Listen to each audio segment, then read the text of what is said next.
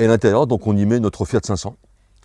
Donc, Ouais, c'est vachement cool d'avoir d'avoir la voiture à bord. un truc comme ça, on en parlera certainement un peu plus tard. Mais Ouais, c'est pratique. Ouais. c'est pas évident de pouvoir. Il vaut mieux une petite voiture.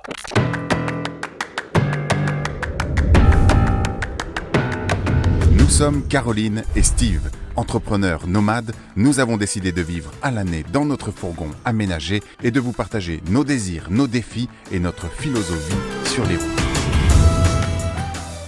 Nous sommes confinés exactement au même endroit où nous étions confinés à l'occasion du premier confinement, ici au camping du Caroux. À la différence près que cette fois, nous avons des voisins. Nous avons rencontré Virginie et Carmelo qui vivent à l'année dans un camping-car poids lourd. L'occasion de faire la visite extérieure, la visite intérieure de ce qu'ils ont aménagé eux-mêmes et de comprendre aussi qu'est-ce qui a motivé cette décision de tout plaquer pour vivre une vie nomade. Nouveau format vidéo, j'espère que ça vous plaira. Bienvenue dans notre confinement.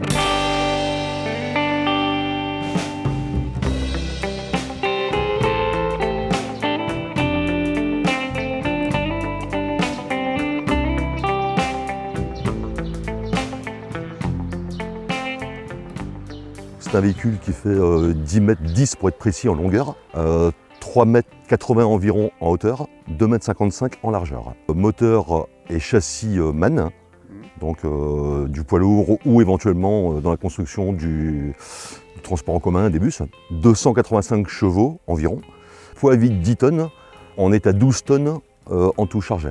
En consommation, forcément, comme c'est un poids lourd, on est sur du 20-25 litres. Pardon, j'ai eu... C'est bon, ça va. Alors, en moyenne, 22,5, si ça passe mieux. Ah ok, c'est bon. Et voilà le cœur de la bête. Donc le moteur, on ne le voit pas très bien, il est derrière le gros radiateur qui est juste devant nous. Et forcément, tout ce qui est devant nous, c'est tout ce qui est entretien, évidemment, donc à portée de main. Les niveaux d'huile, les niveaux d'eau, les lave-glaces, etc. Donc tout à portée de main. Maintenant, les gros entretiens sur ce véhicule, étant mécano, je laisse faire par le garagiste, on est vraiment sur la grosse mécanique. Donc là, comme on est stationné, donc la suspension, on l'a réglée en fonction du niveau du sol. Donc on peut jouer vraiment sur le monter l'avant, baisser l'avant ou l'arrière éventuellement pour régler d'aplomb. Donc ce qui permet en fait de compte d'avoir déjà en position le véhicule à l'horizontale. Ça c'est pratique. C'est très pratique. Alors, la soute de rangement de chaussures. Une petite partie technique au-dessus des chaussures. Donc les chargeurs de batterie. Le premier donc pour les batteries intérieures, les batteries cellules.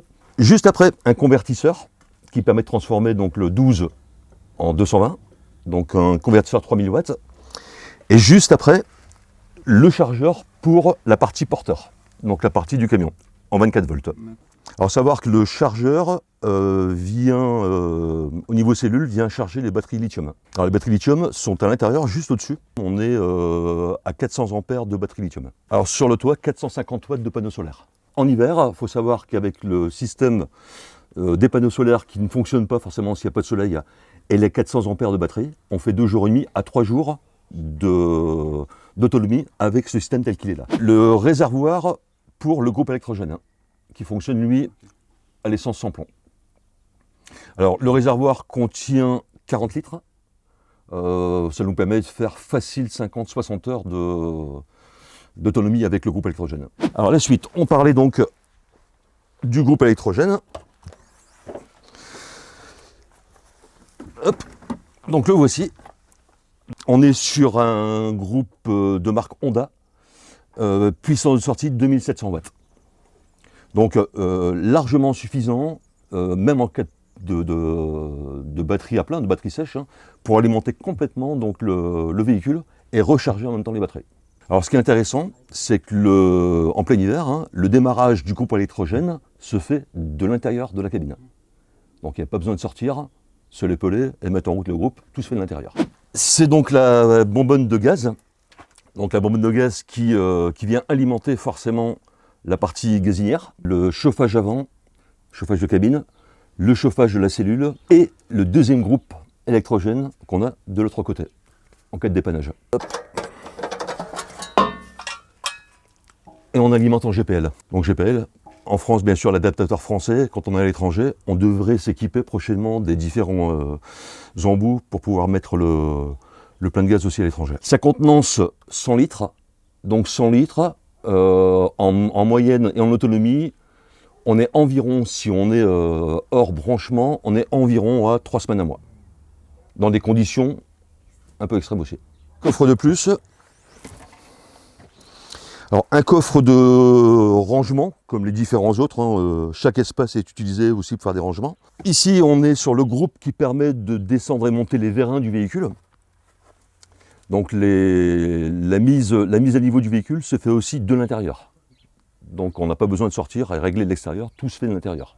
Ici, on a le petit enrouleur pour ouvrir la soute arrière. Et comme je l'ai dans la main, on va en profiter et ouvrir cette fameuse soute. Et à l'intérieur, donc on y met notre Fiat 500, ce que mon épouse voulait. Donc, Ouais, c'est vachement cool d'avoir la voiture à bord. un truc comme ça, on en parlera certainement un peu plus tard. Mais Ouais, c'est pratique. Ouais. c'est pas évident de pouvoir. Il vaut mieux une petite voiture. Circuler, ouais, c'est ça. Ouais. Petite voiture. Donc, à défaut d'avoir la remorque, du coup, tu as pu la mettre à l'intérieur. Voilà, c'est ça. Exactement. C'est top. Bon, on va aller voir ça, du coup. Oh, c'est bien fait. Hein. Il manque ça dans José, dans la voiture à l'intérieur.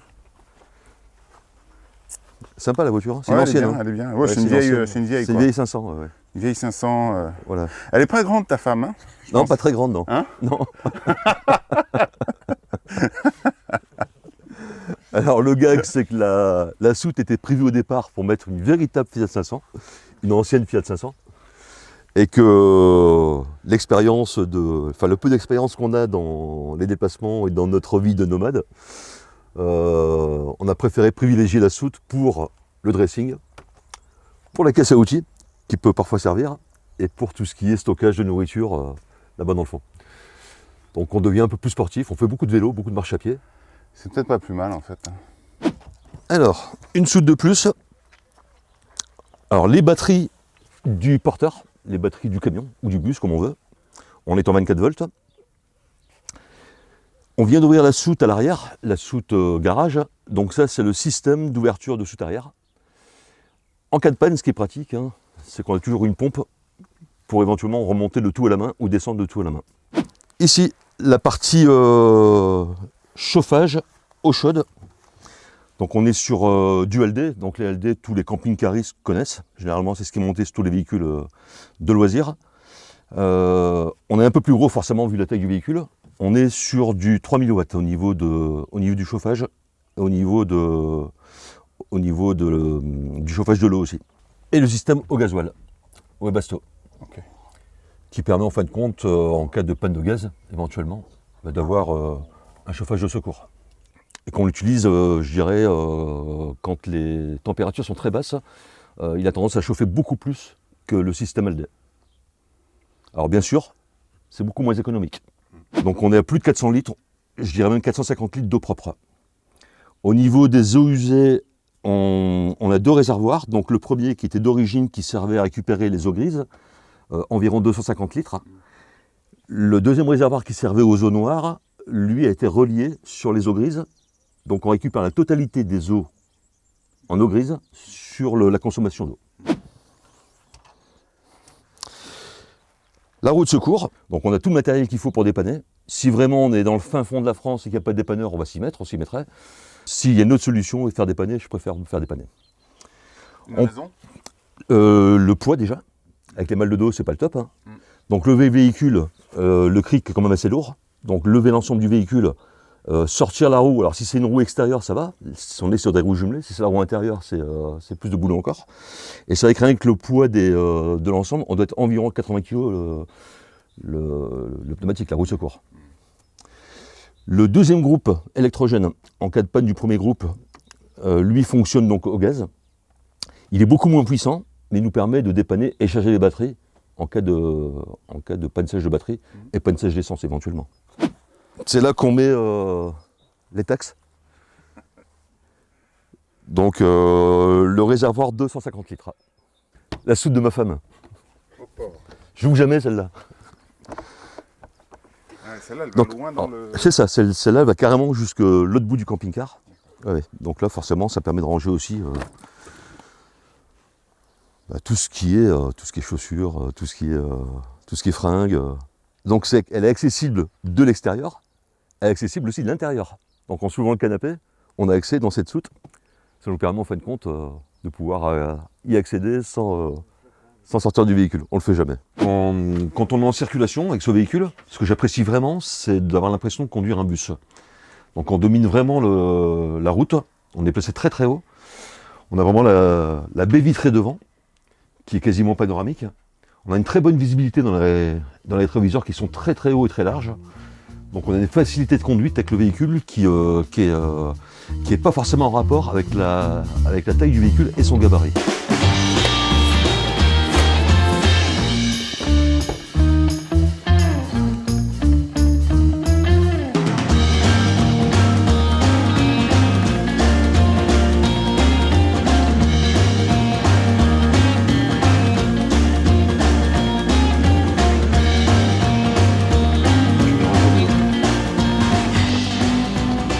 Vous avez vraiment tout refait la déco. On l'a dépouillé complètement sur 1 mois et demi de temps. Oui.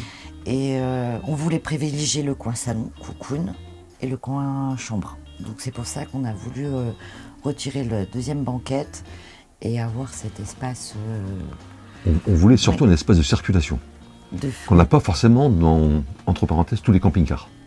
Bon bah du coup, tu peux me montrer la suite? Oui, bien sûr. Le coup de cœur que j'ai eu, c'est parce qu'il y a beaucoup de rangements dans celui-ci. Ouais. Donc tout ça, tout là, c'est tout des rangements. On puisse mettre un maximum de choses.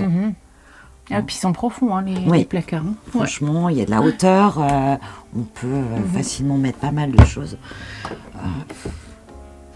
Ça, c'était pas un meuble qui était d'origine, c'est vous qui l'avez installé? Voilà, à la base, c'est un meuble, c'est même un bar.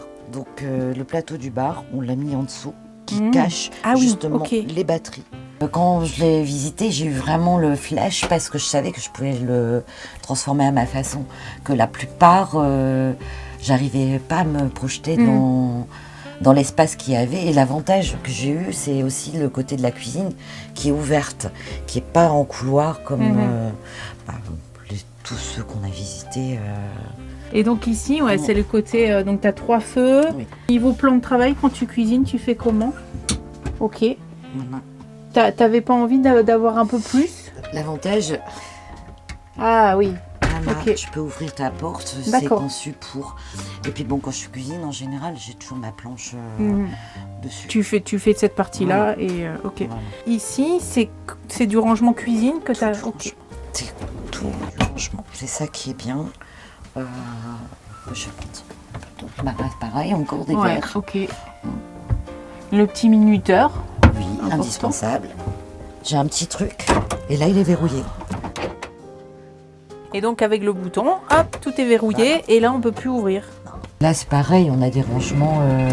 Nous, on a mis un renfort de l'autre Ouais. côté. Et de façon à justement avoir tout à portée de main. Et là ton frigo, du coup, il est à quoi? Il est au gaz, il est électrique. Tout seul. Ok. Donc, il est quand même bien grand. Ouais. Hein, qui est pas. On a encore des rangements. Ah oui. Ah ben, et puis là, attends, encore. Oh, tu veux boire un coup? Alors, ici, Alors. hop. Donc là, tout ça a été refait. Toute cette partie-là, parce que D'accord. c'était marbre. Donc on a tout retiré. Puis là, on a fait chez ma petite machine. Ah oui, t'as la machine aussi. Oui. Ok. Voilà, 4 kilos. 4 kilos, mais Bon, pour ça 2, va, c'est suffisant. Et quand tu sèches, Bah dehors. Dehors. Et bien, l'avantage, il y a la soute. avec la toilette sèche, du coup, tranquille. Oui. Je peux monter sur le lit. Hein. Hop. Je peux tester mon lit. Oh la vache! Et là, Steve! Je veux un lit comme ça! Combien, du coup, là, le lit, t'as combien en taille? donc comme c'est 2 lits de 90, ça fait en longueur 180. Sur? Bah normal quoi. Normal. Je sais pas, la C'est longueur, normal. je sais pas. Je peux faire l'étoile, donc c'est bon. Ce qui est vachement sympa, c'est que, parce que nous, quand on a choisi José, là, il y avait une condition, c'est que quand on était au lit, on pouvait regarder les couchers de soleil. Oui, Et là, il y a 2 grandes fenêtres t'as 2 baies vitrées qui, moi c'est ça aussi Ouais. qui m'a. Et du coup, tu as une superbe vue. Ah bah le lever du matin, je l'ai en direct. Hein. Et pour faire le lit, vous faites comment? Ah, c'est une technique. Ah. Mais là, j'ai mis un surmatelas, justement, parce que pour trouver des draps et pour pouvoir mettre les draps hauts, c'est impossible. Donc j'ai un sous-matelas, donc je mets un drap plat. Ou des fois, je mets une housse de couette sous le sous-matelas. Et puis, ouais, ça reste... Mais c'est vrai, j'ai trouvé cette technique-là, parce que mettre un drap haut, c'est impossible. Ouais, quoi. ok. Et tu te batailles. J'ai trouvé cette option. Normalement, ils peuvent être en bas, mais nous, Carmelo, ils ont accroché pour que ça soit plus stable. Et l'avantage, ils ont leur côté... C'est occultant? Voilà, occultant et la chaleur aussi. Ouais, ok. Voilà. Allez, salut! C'est l'heure de dormir. Et c'est vrai que... On faisait trop de choses, beaucoup trop de choses. D'où la décision de tout lâcher. Enfin, une société que j'avais depuis environ 25 ans, en auto-école, auto-moto-école. Donc une école de conduite. Et ça devenait insupportable. Donc il y a un moment, il a fallu prendre d'autres décisions. Et l'idée nous trottait depuis un petit bout de temps déjà de devenir nomade. Et les choses sont enchaînées, donc la vente de la maison, la vente de la société. Sur la fin, moi j'étais quasiment en burn-out. Oui. J'en pouvais plus, ça devenait insupportable. J'avais l'impression que les jours se ressemblaient. J'ai toujours été créatif dans beaucoup de choses. Et le fait de se sentir bloqué et de ne plus pouvoir évoluer, exploiter ce côté créatif, pour moi c'était très très compliqué. Je pense même que le projet de ce qu'on vit aujourd'hui m'a fait tenir. Le fait d'avoir ce projet-là m'a permis en fait de ne pas sombrer. J'avais une pression phénoménale, parce que lui, il avait qu'une envie, parce que lui, il n'y avait plus rien, moi, il y avait la brasserie.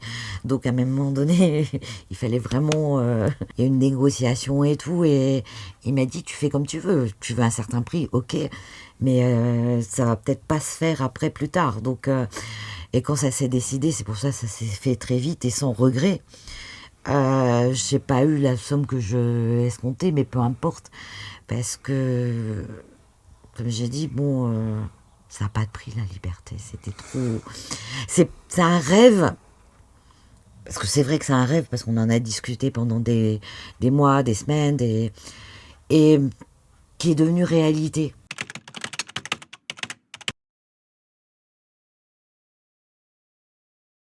On n'est pas encore retraité. Non. Donc c'est vrai qu'on a lâché nos affaires. Il nous reste encore quelques années à faire pour pouvoir avoir nos retraites respectives. Tout à fait. Le moment était opportun. On a laissé de côté toute la partie de tracas en se disant qu'est-ce que je ferai de ma retraite. On a mis de côté le côté financier en disant je vais continuer à bosser et la retraite on fera. Non, on s'est dit c'est maintenant qu'il faut le faire. On a l'envie, on a la santé, on a la motivation. Donc tout ça, c'était des points positifs pour nous faire dire, allez, on y va.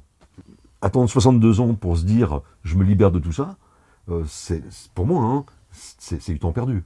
C'est du temps perdu, c'est des choses qu'on n'avait pas consommées. Donc, et sans savoir si à 62, on aurait pu faire ce qu'on fait aujourd'hui. Je ne sais pas si on y serait encore. On n'en sait rien, peut-être oui, on espère que oui. Mais il n'y a pas de certitude.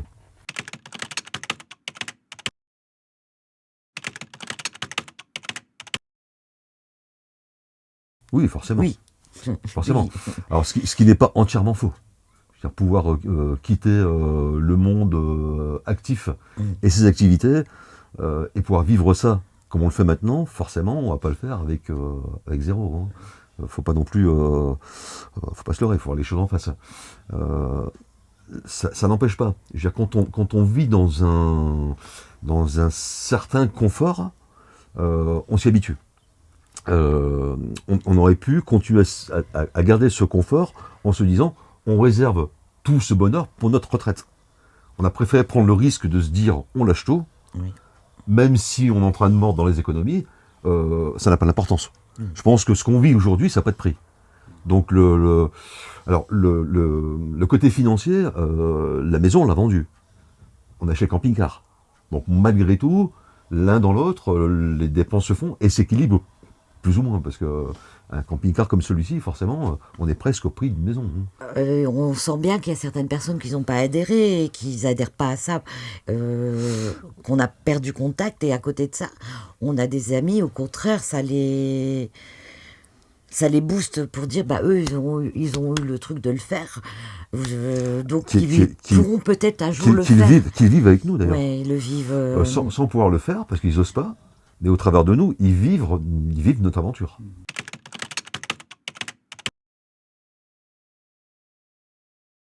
Je pense qu'Osé, on a toujours su le faire. Oui. Ne serait-ce que créer nos entreprises. On est partis tous les deux de zéro. De zéro. On est partis de rien. Donc on s'est construit au travers de nos professions, de nos chemins. On a plusieurs métiers à la carte. Complètement. Toi, comme moi. Donc oser faire des choses pour dans le métier, dans le travail, dans la vie de tous les jours, on a déjà ça en nous. Donc oser tout lâcher, ça n'a pas été très compliqué. On est passé par des galères, ça c'est certain. Justement, je pense que le fait, je vais me répéter, le fait de partir de rien, de se construire professionnellement, d'y mettre toute son énergie, il y a un moment, on est usé.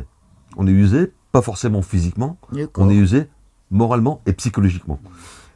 Et heureusement qu'il y a l'aspect financier au bout de tout ça.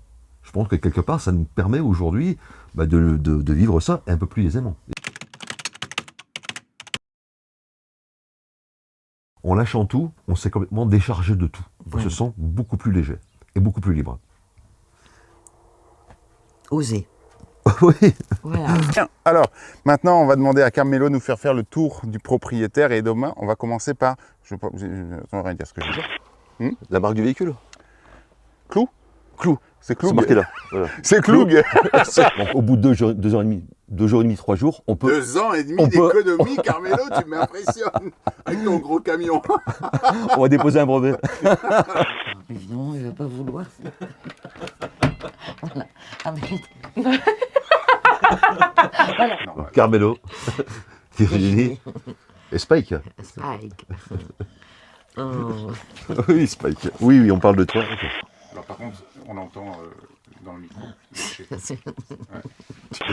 Malheureusement, la passion, parfois au fil du temps, elle diminue, elle s'atténue. On change. Donc on voulait absolument... Je l'entends trop. Il respire, il ronronne.